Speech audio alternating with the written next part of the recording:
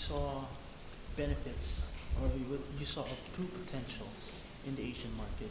How determined are you to lead the charge in uniting the Asian MMA community? There's no question that that's my goal. I mean, there's no question that as a lifelong martial artist, I believe in the power of martial arts to change lives. I believe in the power of martial arts to inspire people. You look at Manny Pacquiao, what a hero he is through his humble beginnings and getting onto the global stage. This is what I want to see in every country. And my job as a leader of One Championship is to make that happen. And like I said in my speech, there are several multi-billion-dollar sports media properties in every region of the world. NBA, NFL, Major League Baseball, and UFC in North America, $4 billion to $20 billion apiece. You go to Europe, EPL, Formula One, Bundesliga, Spanish La Liga, all worth $2 billion to $20 billion apiece. You come to Asia, there's nothing. And One Championship, we're very fortunate that we are Asia's largest sports media property now, with live events all over Asia, as well as a live broadcast, right, to 118 countries. So really, it's all about continuing to grow, because we have done the hardest part, in my opinion, in terms of achievements. And now it's laying the groundwork and building for a better future for everybody. Everybody meaning fighters, fight managers, gyms, promotions, sponsors, broadcasters, partners. We want everyone to succeed. And obviously, if One Championship does end up becoming a $20 billion property, everyone in the ecosystem will have a piece of that success. You managed to hit your 5th anniversary earlier this month. What are your thoughts about those naysayers that told One Championship at the very beginning that it won't last, even 5 years? Well, as someone who's come from poverty myself, I was told that I would never make anything, I would never amount to anything in my life as well. I don't listen to the naysayers, the doubters, the haters. I don't listen to negative energy. I just focus on doing what I love, surrounding myself with positive people, and dreamers and achievers like everyone at One Championship is. So I'm not surprised that we're as successful as we are, but I think the world is going to be shocked in the next 5 years what One Championship is going to do. If we hit our plans, One Championship is literally going to be the biggest sports media property possibly on earth. It's a breakout year for One Championship. Yes. This year. What's next for One Championship, especially in 2017? Well, you're going to see the biggest calendar of events across all of Asia. So we've been primarily focused on Southeast Asia and China, but next year the footprint will include Korea and Japan and the rest of Asia. So any countries we haven't been into, it's a little bit too early to announce. We're just formulating our event schedule, but our event schedule will literally be the most events ever in the history of One Championship in a calendar year. You're going back to 2016. You're going to end the year with a bang, especially in Yangon and Singapore, and now going back to the Philippines. Can you talk about that two title fights, upcoming title fights in Yangon and Singapore? Talking about Pacquiao versus Naito and Polayang versus Ioki. I think it's a huge moment in Filipino martial arts, really, to have actually three Filipinos, Brandon Vera included, right? So there's three, right? Yeah, in December. So it just shows the power of the Filipino people. Obviously, they're huge fight fans, but now for three guys to be on the global stage, competing for a world title, that's amazing. I think their opponents, though, are very, very tough. I mean, obviously, Shinya Aoki is a monster. Of course, Yoshitaka Naito is a monster. So definitely, Team Lakay has its hands full. But Mark Sangyo is an unbelievable coach. His athletes are unbelievable. And, if anyone's going to pull it off, it'll be that team. It'll be Pacquiao and Polayang to pull it off. Can you tell us who there is fighting? Actually, don't know. I don't know. Matt Hume knows all that kind of stuff before I do, actually. So. Okay. question about the two title fights. For Pasho, some people would actually feels that it might be too early for him Yeah. to be fighting for a title. Some say just really that good, so Yep. he's ready for just after two fights with one championship. Yeah. Your thoughts about that? You know, when Matt Hume wanted to put him for a title shot, I said, wow, he's so young, he's so early in his career. But then when I saw how he fought against the Thai guy, I don't know if you remember, he fought the wrestler, right? I was blown away by his athleticism, his poise as an athlete, and you know, I said, okay, let's do it. And obviously, coming from Team Lakai gives us confidence that he's going to be able to shine, right? I mean, what we want is a hard-fought, competitive match, and I think Paseo is going to be there. Okay. Regarding Kolayang versus Shinya Yoki, Yeah. it's been a while since Aoki stepped in Yeah. inside the one championship cage, and Kolayang's been on a hot streak to straight victories, really impressive wins. But do you think it would be fair to say, or could you determine, can you say who's the underdog and who's the favorite in that fight? And your thoughts about that contest? Well, I mean, it's no secret that Shinya Yoki is one of the best grapplers on the ground, submission grapplers in the world, right? It's also no secret that Shinya Yoki doesn't have a strong chin relative to his peers, right? We also know that Folayang has a very strong chin. We know he hits like a truck. His ground game is not gonna be as good as Aoki. So really, the game plan for both sides you can see. One guy's gonna try to take it down, one guy's gonna keep it standing up. So really, it's who's able to implement their game plan better, right? But Folayang's wrestling is no joke. He's really improved a lot. So, and his ground game's no joke. So it's going to be an all-out, tough battle. I think it's going to be, you know, it's a 50-50 fight for me. Chatri, just now in your speech you talked about how this one championship can be the biggest in Asia and because there's no competition. Is that both a good thing and a bad thing? Because competition obviously will keep you on your toes as well. Yeah. So of course there's always competition. I mean, UFC is a competitor, right? A global competitor. Of course, there are small local promotions. I would say the small promotions like Full Metal Dojo in Thailand, like URCC PXC in Philippines, like Road FC in Korea, the domestic promotions. There's always going to be people, but I think that's actually great for the ecosystem. You know, a lot of times their best athletes end up graduating onto the one championship platform. So I don't view the world as competitor or not competitor. For me, it's about the ecosystem and growing the sport as a whole. And one championship as the leader of the market, we have a massive responsibility to continue to grow through the company, of the entire industry.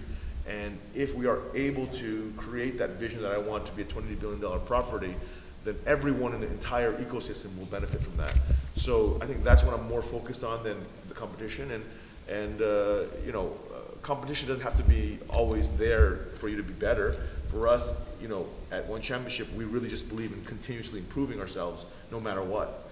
So that's why you see the upgrade in production, upgrade in sponsors, upgrade in everything that we do, because we're very hungry for improvement. Any updates on the plans for the IPO? Still 3 years. We hope to do it within 3 years. Sorry, quick question. From Fighting Lifestyle UAE, you said in your speech that Western fighters compared to Asian fighters, they don't share the same values. Could you elaborate on that? Yeah. Well, I don't want to make generalizations like all Western fighters, all Eastern fighters. That's not what I meant. What I meant to say was that Asia is a home of martial arts for the last 5,000 years. There is a true Asian value system to martial arts. Integrity, honor, discipline, humility, courage. These are things that Asians really care about. And if you look at the Asian heroes, Manny Pacquiao, Jet Li, Bruce Lee, Jackie Chan, they are unbelievable martial artists. There's no question. They're amongst the best in the world what they do. But it's how they carry themselves. It's very different. And I think Asians, we love those kind of heroes. We don't necessarily like the heroes that are, how can I say, trash talking and disrespectful and bling bling with the money, with the cars, with the girls. That's not what Asians care about. That's just not. And there's no, name me one Asian hero in any industry that has those values that American might have. So I think UFC's done an amazing job in their market. And they did the right values for their market, and it really does appeal to the American community, to the fans. But that's a very, very different formula than what we're doing in Asia. And so I think localization is a huge, huge part of success. You know, being able to understand what is it that your potential fans and what is it that mainstream loves and respects and admires. It's very, very important. I have a question here. MMA is getting very famous not only in Asia but in the world. Do you think that one of these days that MMA will be included as part of the Olympics?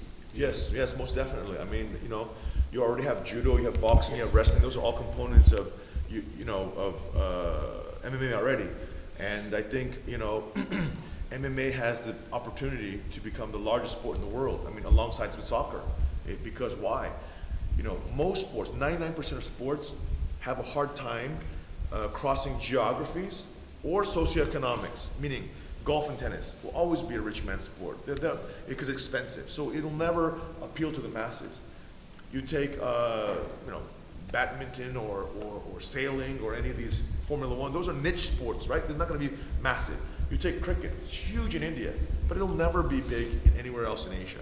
But martial arts, man, Japan has karate, aikido, judo, Korea has taekwondo, China has kung fu, Thailand has Muay Thai, Russia has sambo, Indonesia has silat. We love martial arts, we get martial arts. So that's why I say it can end up becoming the biggest sport in the world because we have 4 billion people here in Asia.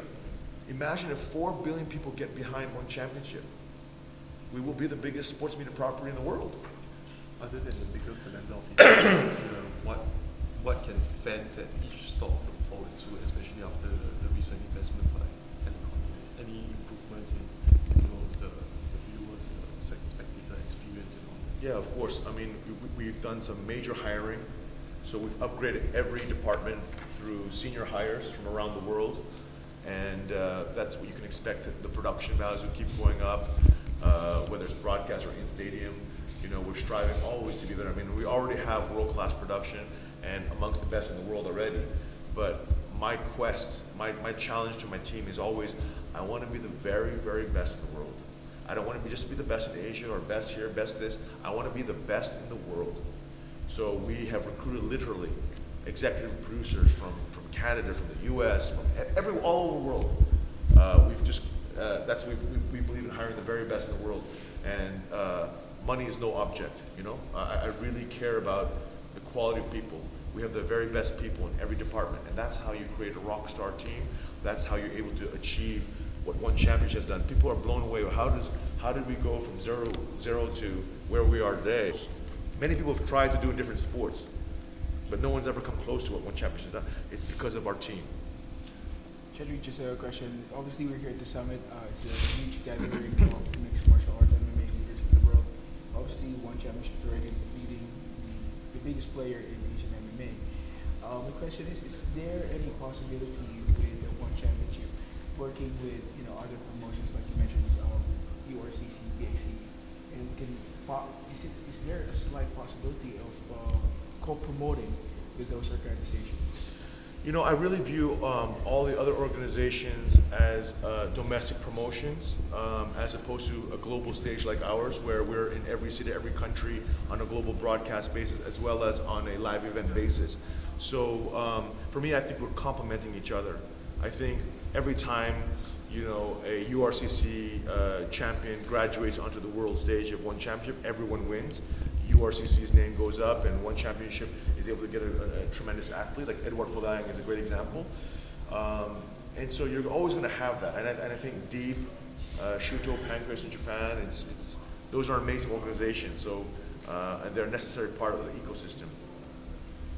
Are you looking to expand the range of women's titles next year? Yeah, most definitely. I mean, we're always looking for talent all over the world. And we will have a few more amazing female athletes coming up for sure. When you guys started 5 years ago, did you have the vision? Did you feel that it would be one championship would be this big, this fast? Yeah, I mean, on day one, when it was just a piece of paper and I wrote a PowerPoint presentation, this was my vision. It's like, actually, we're not even close to my vision yet. My vision is for us to be a $20 billion property on TV, on laptop, on mobile device, literally 4 billion people watching it. There's a Manny Pacquiao in every single country. Everyone is crazy about it. You know, we have TVs, movies, software games. That was my vision. So we're still only a part way of the vision. Am I surprised that one championship has taken off? No, because Asia is the home of martial arts. And we are showcasing the true beauty of martial arts. We're not showcasing fighting and violence. Yes, that's an element of the game. Competition is an element of the game. But we're showcasing their life stories, their values. Like I said, you know, Angela Lee becoming a world champion. How many little girls across Asia suddenly felt, I can be a CEO, I can be an astronaut, I can be an engineer, I can be whatever I want to be. We have, you know, Dead Dumb Wrong, for example, when he won the title. He came from extreme poverty, just like Manny Pacquiao. So how many Thai people said, wow, like if he can do it, I'm an accountant, I'm a financial analyst, I'm an actor, I'm a director, I'm a marketing executive, whatever my job is, I'm a reporter, let me be the best I can be as well. So that's what One Championship is about. We want to inspire.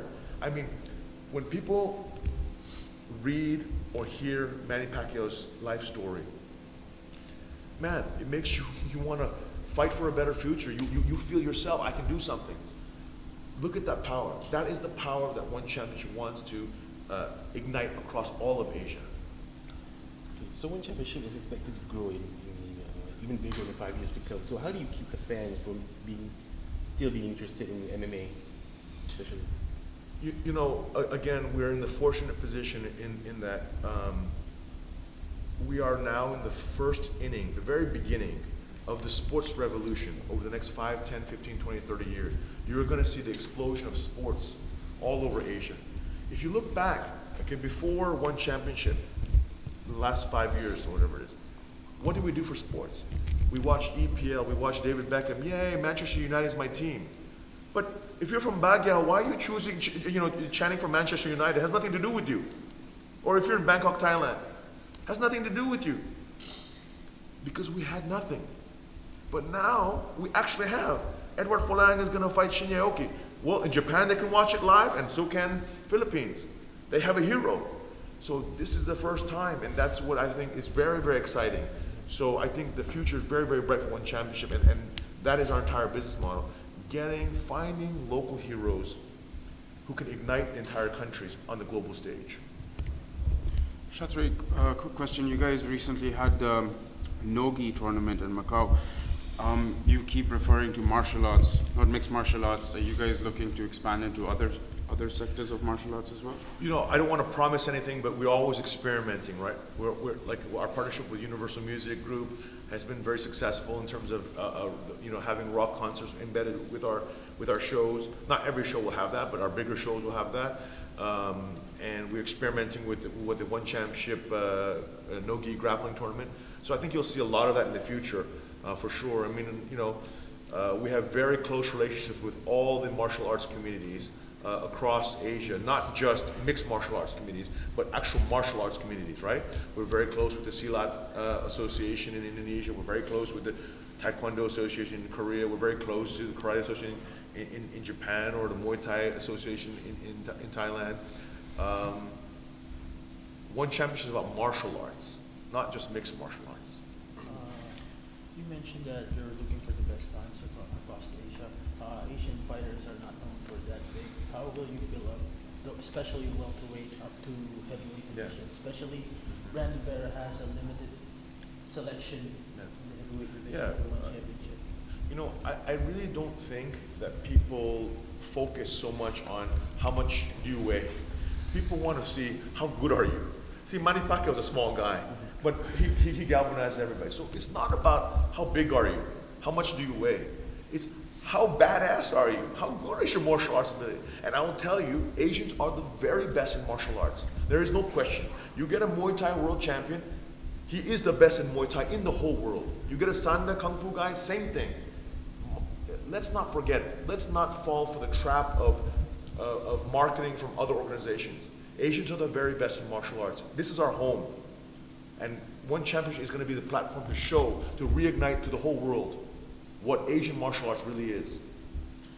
On the subject of Muay Thai champions, you've got the strawweight title fight coming up in Yangon. Where does that leave Dej Damrong? Will we see him fight in Bangkok, and could he get an immediate title shot?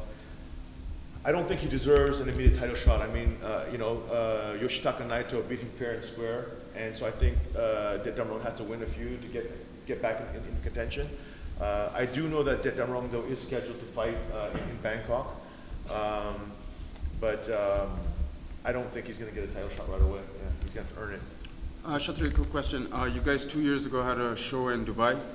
What are your plans for expanding into the Middle East? You know, Middle East is a very interesting market because there's a rabid fan base. Middle Eastern fans love combat sports. They're warriors themselves. They're very hot-blooded, you know? It's a nation, it's a region of fighters and warriors as well. So we definitely want to return.